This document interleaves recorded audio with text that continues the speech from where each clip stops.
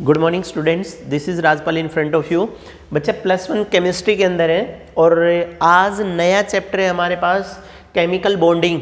और बच्चा इस केमिकल बॉन्डिंग के ये जो चैप्टर है केमिकल बॉन्डिंग अपने आप में बहुत इंपॉर्टेंट है। केमिकल बॉन्डिंग चैप्टर के अंदर सबसे पहला जो टाइटल है हमारे पास वो है केमिकल बॉन्ड। कुछ बातें जर्नल करेंगे पहले। आपने देखा होगा पुराना टाइम था, ओल्डेस्ट टाइम के अंदर बच्चे कहते थे वो मेरा बहुत अच्छा दोस्त है।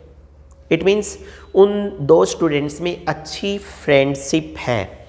आजकल आप देखते हैं मूवी में, किसी सीरियल में या किसी जगह पर लोग ही ना अपनी वोकेबलरी के अंदर उन्होंने चेंज कर दिया। जो दो बहुत अच्छे दोस्त कल तक कैसी लैंग्वेज यूज करते थे, आज वो ऐसे चलते चलते कहते हैं there is the good bonding between me and you. There is the good bonding between me and you. इसका मतलब मेरे और आपके बीच में बॉन्डिंग अच्छी है। तो बच्चा वो जो वर्ड है ना बॉन्डिंग, वो हमारी यहाँ केमिस्ट्री के बॉन्डिंग से ही लिया गया है।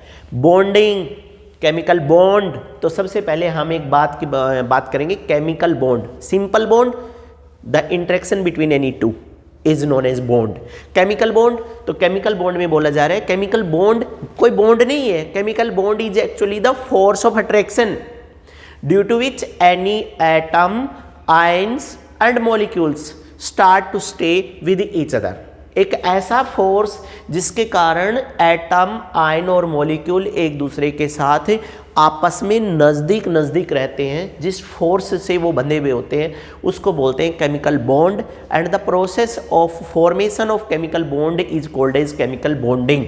अच्छा, वो केमिकल बॉन्ड है और केमिकल बॉन्ड बनने का जो मेथड है वो केमिकल बॉन्डिंग कहलाते हैं। तो क्लियर हो गया। आई रिपीट अगेन, दोबारा से बोला जा रहा है chemical bond is the force of attraction due to which any two atom, ions और molecules just start to stay with each other.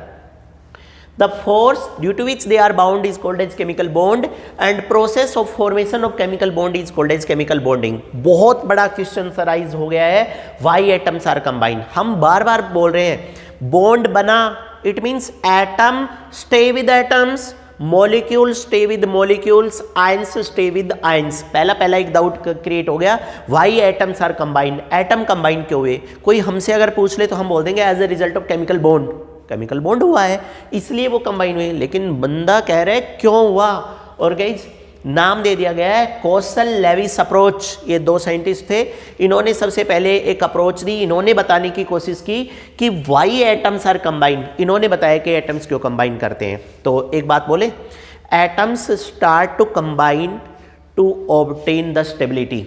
दोबारा, atoms start to combine to minimize their energy so that all we know lower the energy greater will be the stability। Atoms combine क्यों करते हैं? तो कह रहे हैं atom अपनी energy कम करने के लिए या अपनी स्टेबिलिटी बढ़ाने के लिए वो आपस में ज्वाइन करते हैं। इसी चीज को फर्दर एक्सप्लेन करें, व्हेनेवर टू और more than two atom start to combine with each other या start to come close to each other, then they will start to show the attraction. They start to decrease the energy and they increase their stability।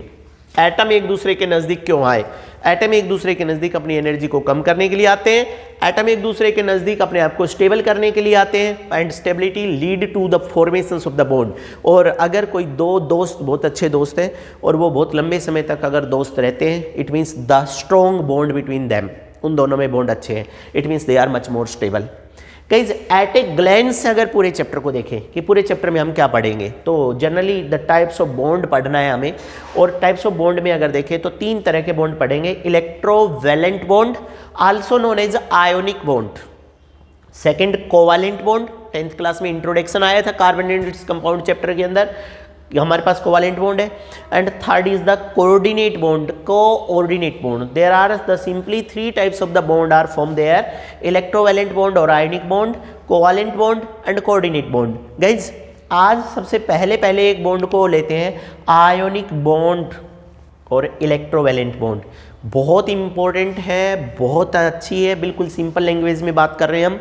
Ionic bond, तो बोला गया है ionic bond is formed by the complete transfer of valence electron from one atom to another atom.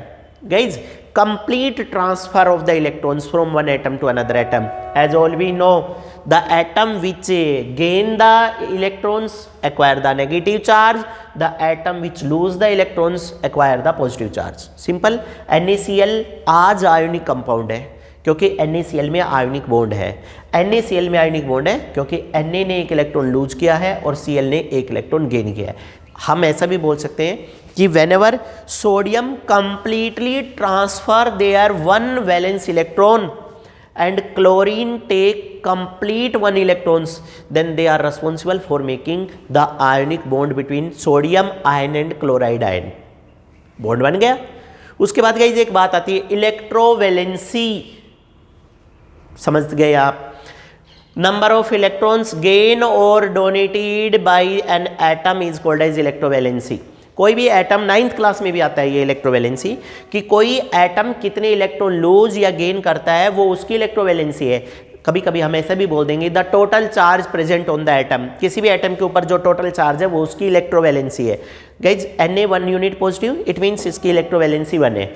Calcium 2 unit positive, इसकी electrovalency 2 है। इसी तरह से अगर हम बात करें ऑक्सीजन 2 यूनिट नेगेटिव, उसकी भी वैलेंसी 2 है।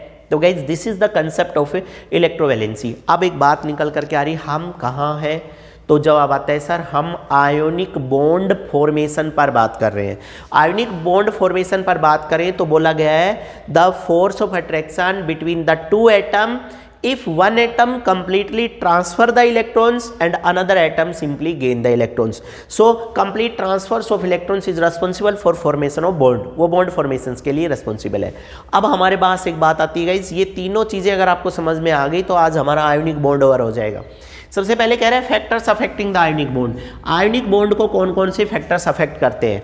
तो सबसे पहले 1 मार्क्स में अगर कोई पूछे कि name the factors on which the ionic bond formation depends, तो हम बोलेंगे ionization energy, electron affinity and lattice energy. ये 3 फैक्टर हैं guys, ionization energy, electron affinity, lattice energy.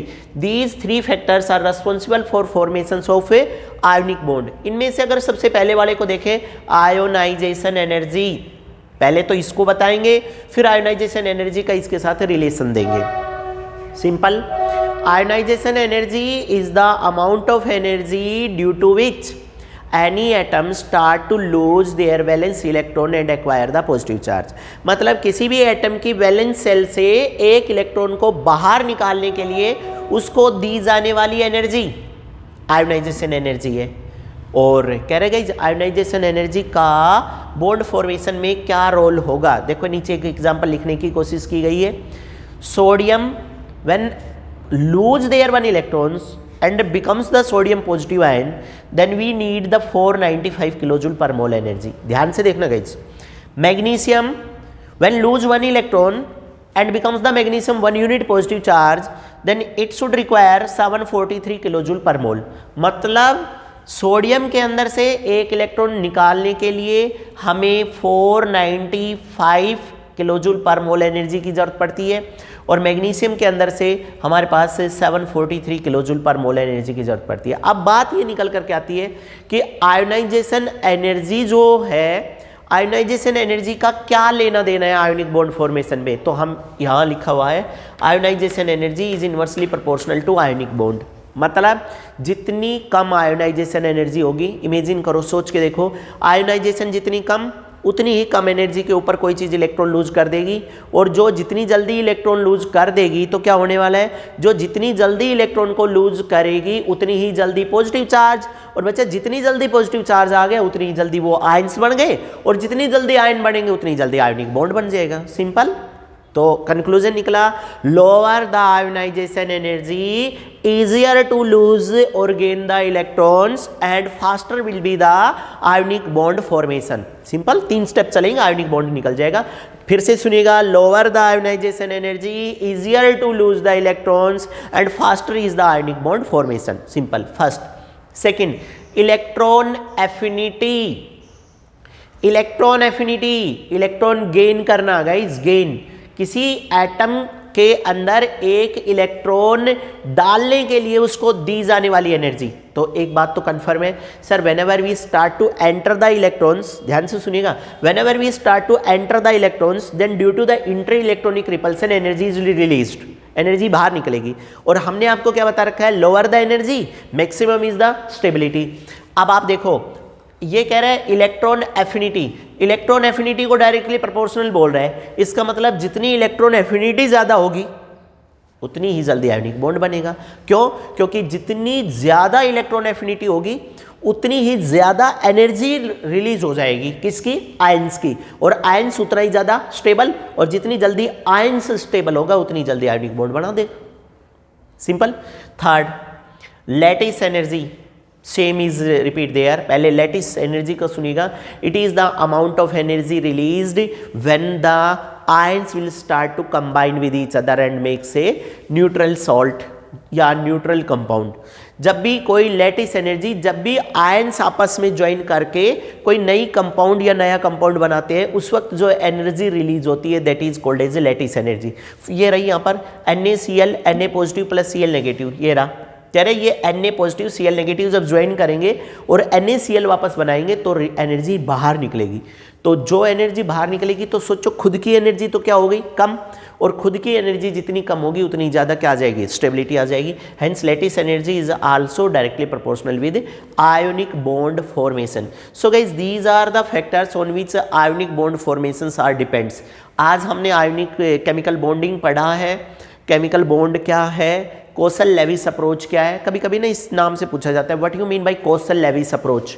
तो कोसल लेविस अप्रोच के अंदर हम सिर्फ इसी बात को फोकस करते हैं कि why atoms combine with each other. तो पता चलता है atoms come close to each other to acquire the stability by losing the energy, energy lose करके वो स्टेबिलिटी को एक्वायर करते हैं। So that is the entire concept done by the Kossel and Lewis. ये कोसल और Lewis ने concept दिया था, so that is called as Kossel Lewis approach. ये कोसल लेविस अप्रोच है, केमिकल बॉन्डिंग है। Guys take a screenshot about it.